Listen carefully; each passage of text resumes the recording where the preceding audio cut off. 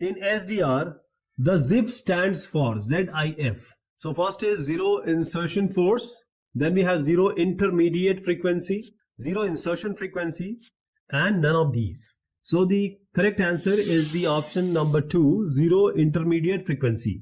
Now what is ZIF in software defined radio? This ZIF is standing for zero intermediate frequency. So let me tell you what exactly this intermediary frequency is.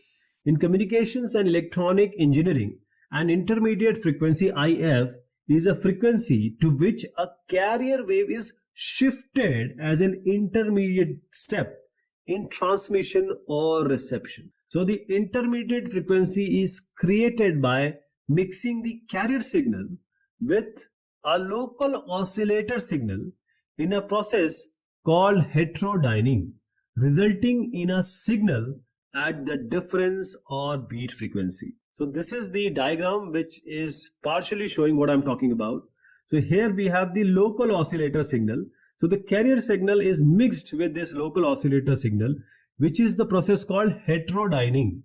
And this results in a signal at the difference or a beat frequency, which you see here.